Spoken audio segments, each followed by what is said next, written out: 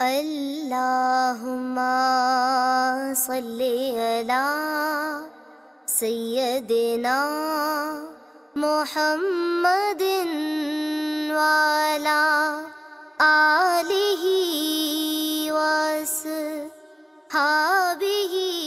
وسلم۔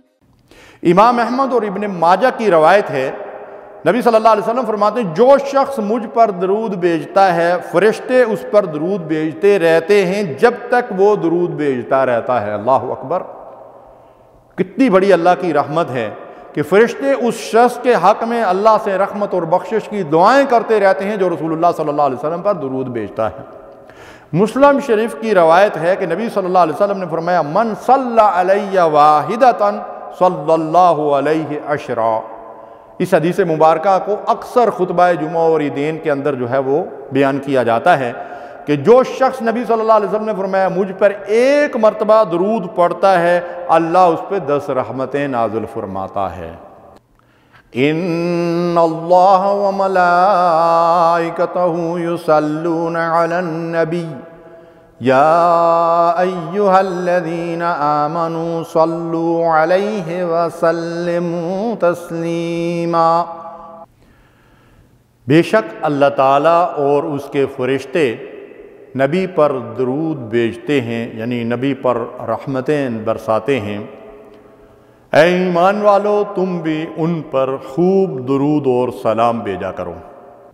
مفکر اسلام مفسر قرآن سید ابو العلا مودودی رحمۃ اللہ علیہ نے اپنی شورى آفاق تفسیر تفہیم القرآن کے حاشیے میں لکھا ہے کہ درود تو فطری طور پر ہر اس مسلمان کے دل اور اس کی روح کی پکار ہے جسے یہ احساس ہو کہ محمد صلی اللہ علیہ وسلم اللہ تعالیٰ کے بعد ہمارے سب سے بڑے محسن ہیں۔ اسلام اور ایمان کی جتنی قدر انسان کے دل میں ہوگی اتنی ہی زیادہ قدر اس کے دل میں نبی صلی اللہ علیہ وسلم کے احسانات کی بھی ہوگی، اور جتنا زیادہ آدمی ان احسانات کا قدر شناس ہوگا اتنا ہی زیادہ وہ حضور صلی اللہ علیہ وسلم پر درود بھیجے گا۔ پس در حقیقت کثرت درود ایک پیمانہ ہے جو ناپ کر بتا دیتا ہے کہ دین محمد صلی اللہ علیہ وسلم سے ایک آدمی کا کتنا گہرا تعلق ہے اور نعمت اسلام کی کتنی قدر اس کے دل میں ہے۔ دوسری روایت ہے جس کو سنن نسائی، دارمی، مستدرک حاکم اور مسند احمد میں روایت کیا گیا ہے۔ ابو طلحہ انصاری رضی اللہ تعالی عنہ اس حدیث کے راوی ہیں کہ ایک دن نبی کریم صلی اللہ علیہ وسلم تشریف لائے اور آپ کے چہرہ مبارک پر مسرت کے آثار نمایاں تھے۔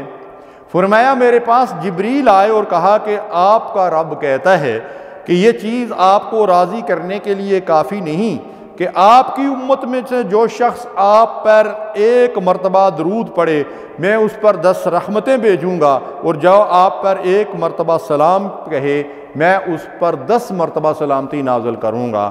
اللہ کے رسول صلی اللہ علیہ وسلم اس سے بڑے مسرور ہوئے اور بڑے خوش ہوئے۔ محترم بہنوں اور بھائیوں، ہمیں چاہیے کہ رسول اللہ صلی اللہ علیہ وسلم پر کثرت سے درود و سلام بھیجا کریں، اور درود ابراہیمی سے بہتر کوئی درود نہیں ہے۔